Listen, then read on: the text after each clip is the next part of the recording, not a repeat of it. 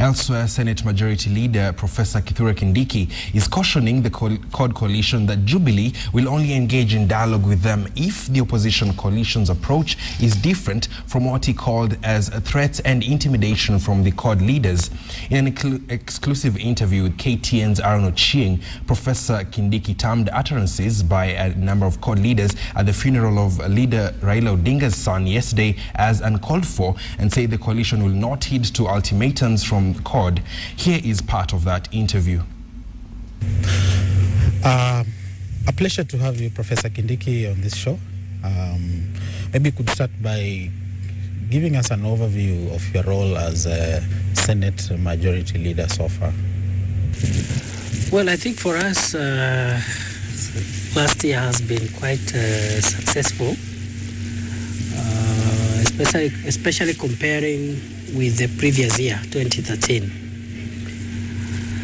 We used most of 2013 in the Senate just to settle down. We did not have a chamber. We did not have offices for senators. We had nothing because I think by the time Kenyans went into elections, there are many things which were not in place. And one of the most inconvenienced institutions was the Senate. But I'm very happy that through 2013 and a bit of 2014, we were able to deal with the structural, institutional, and administrative issues that have enabled the Senate in 2014 to have a permanent home and to have, a structured way of dealing with legislation.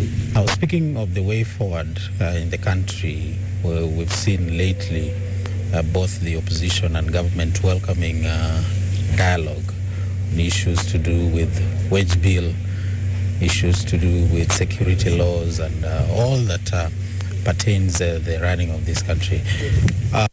On your side, as a member of the Jubilee, are you on the same page that we need dialogue for the way forward?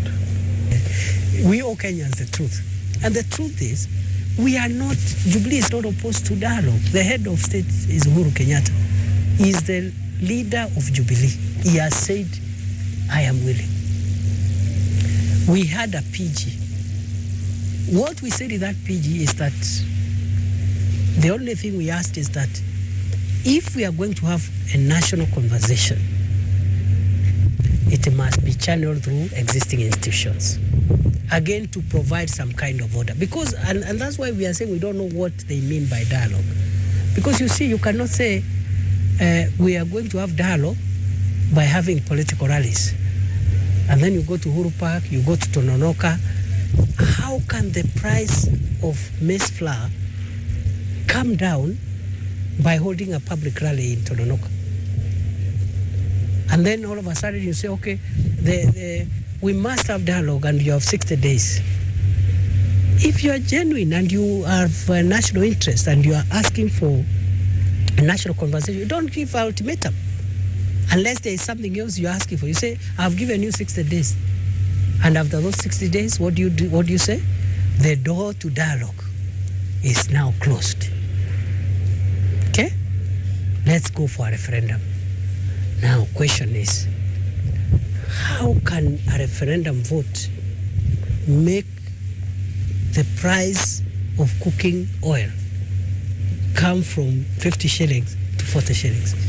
Can you vote the cost of living in a referendum and say, let there be referendum, let there be a lower cost of living? So the point here is that there's a lot of, and that's my worry, that's our worry. Our worry is, what we were hearing this week,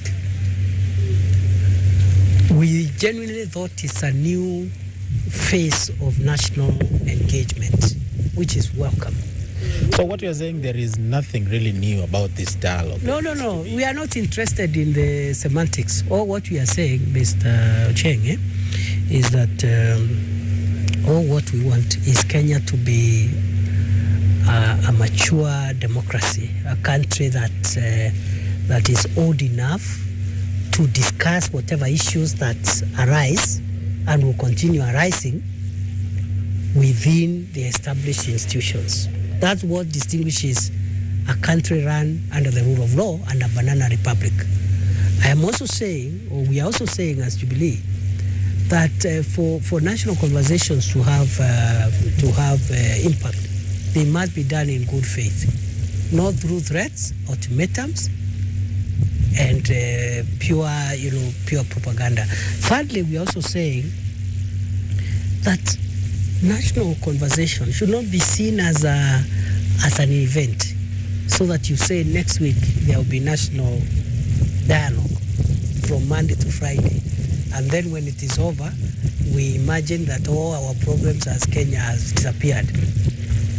Our argument is that national conversation should be a culture, inbuilt culture in our democracy, because we'll continue having challenges. Today is the security issue. Tomorrow is going to be agriculture. The other day is going to be something else. And all countries in the world, even those that have been independent for 300 years, have a culture of engagement. Today,